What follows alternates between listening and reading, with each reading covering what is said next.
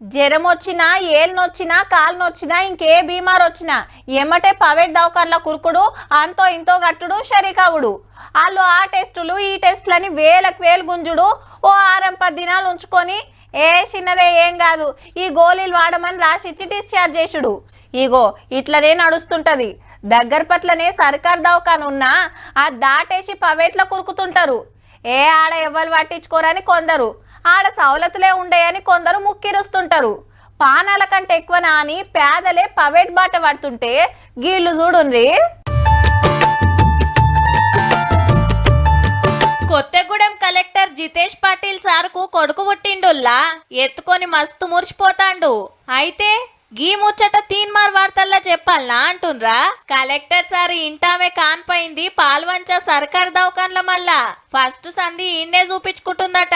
సవలతులు పెంచినం, వేలకు వేలు పెట్టి ప్రైవేట్లకు పోవద్దని గవర్నమెంట్ చెప్తుంది కదా, అది వాజీవే అని ఎరక చేస్తానికి కలెక్టర్ సారు గిట్లా చేసిండన్నట్టు. అంత పెద్ద కొలువులుండే తలుచుకుంటే పెద్ద ప్రైవేట్ దవాఖాన్లకే పోవచ్చు కానీ ఈడికొచ్చినందుకు అందరు తారీఫ్ చేస్తుండ్రు. ఇక మొన్న ఏములాడ junior civil court judge Jyotirmay madam సుత సర్కార్ దవాఖాన్లనే కాన్పు చేపించుకుంది. 2 ఏళ్ల కింద ఈయన్నే బిడ్డే పుడితే ఇప్పుడు కొడుకు.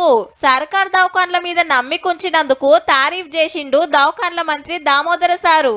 చూసిండ్రు కదా, కలెక్టర్ ఇంటామే జడ్జి మేడమే గవర్నమెంట్ లో షరీకైతాన్రు. మీరుగిన ఆలోచన చేస్తే మంచిది.